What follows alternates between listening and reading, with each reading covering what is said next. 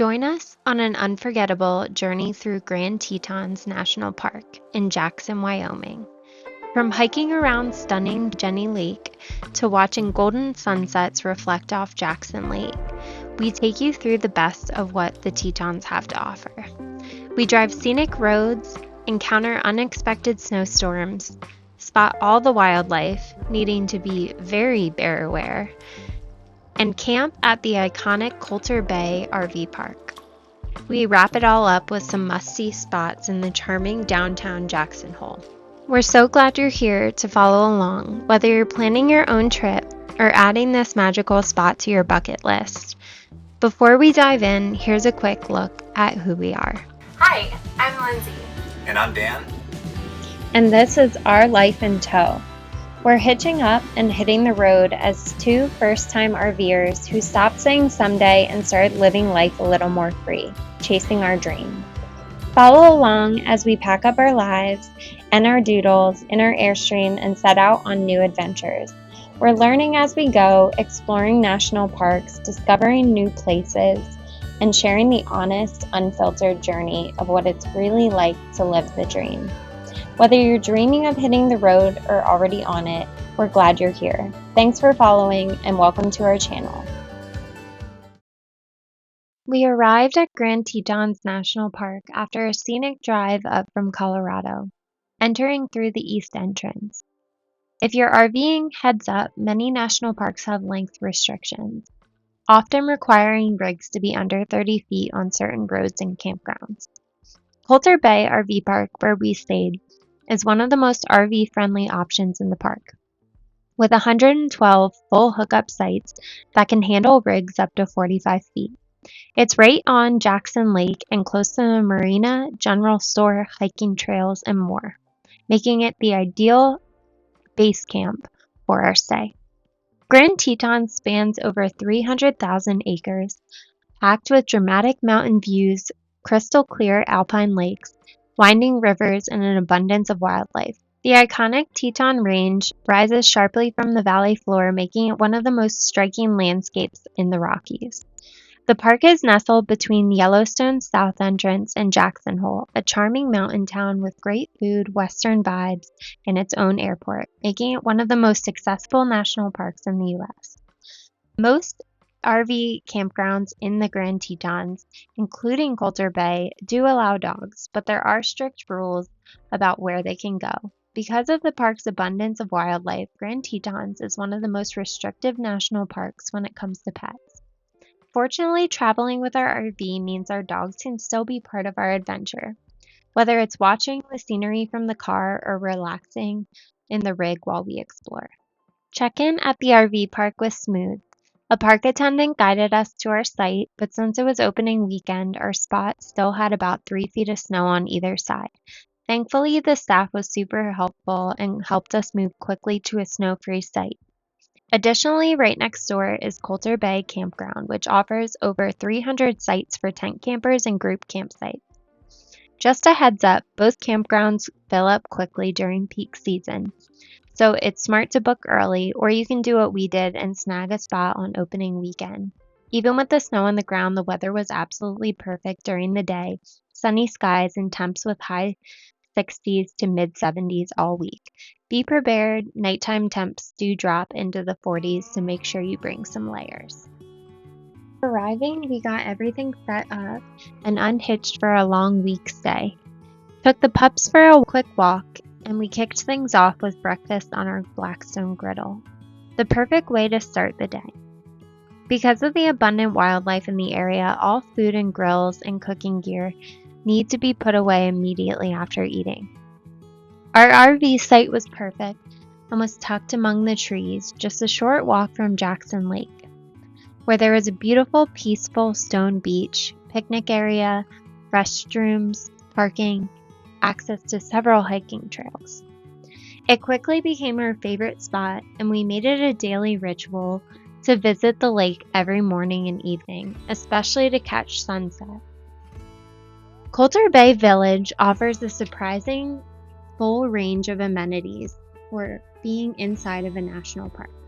The visitor center, located at the marina, features exhibits on local wildlife, indigenous history, and a great place to talk to rangers to get trail recommendations.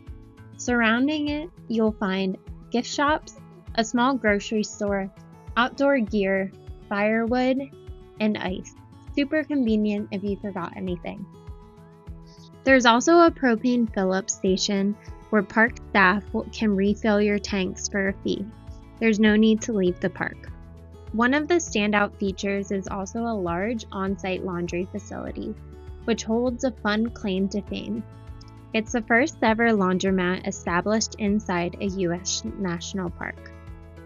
In the same building, you'll find clean, coin-operated showers. Just note they're only open during posted hours. Colter Bay also has horseback riding stables, a scenic marina where you can rent kayaks and book a boat tour, and access to miles of hiking trails to start right from the village, making it one of the most well-equipped base camps in the Grand Tetons. Visiting Grand Tetons National Park in May means prime wildlife viewing, especially as bears and their cubs begin emerging from hibernation. With snow covering the higher elevations, much of the wildlife stays in the lower areas of the park, significantly increasing your chances of sightings. We were lucky enough to see a bear every day of our trip, all safely from the comfort of our car. Whenever we ventured out on foot or away from our RV, we made sure to carry bear spray, a must in this park. There are two types of bears you may encounter here: grizzly bears and black bears. While color can be misleading, here are a few key differences. Grizzly bears have a distinct shoulder hump, dished facial profile, shorter, rounder ears, and longer visible claws, 2 to 4 inches. Black bears have no shoulder hump, straight facial profiles, and are taller, more upright ears. Beyond bears, we also spotted moose, quail, and dozens of elk, and even experienced a bison jam while on a quick trip up to Yellowstone National Park, which is just north of the park. Wildlife is truly one of the highlights of visiting this area in the spring. But don't worry, you'll definitely get to experience a bear jam while visiting the park, as all of the nature photographers are waiting to get their shot. This might delay your travels, but it's all part of the park experience. Visiting in May means you never quite know what kind of weather you'll get, which is part of the adventure. Most days were sunny in the high 60s, but we were surprised by a quick snowstorm that brought in some of the biggest snowflakes we had ever seen. It turned the park into a stunning winter wonderland, with snow gently dusting the trees. By midday the next day, the snow had completely melted and temperatures were back. With the colder weather, we turned our Airstream furnace on, which worked great, but led to a small disaster. Our Starlink cord was plugged into the outdoor outlet right next to the furnace exhaust, and we had accidentally draped the wires across our dog fence. By mid-evening, the heat had melted and fried the cables. Oops. But hey, RV life is about rolling with the punches and learning life lessons in beautiful places. Thankfully, we were able to Amazon a new cord to the UPS store in downtown Jackson, and we were back online in no time. In the Grand Tetons, one of the best ways to take in stunning landscapes is by starting with a scenic drive down Jenny Lake Road.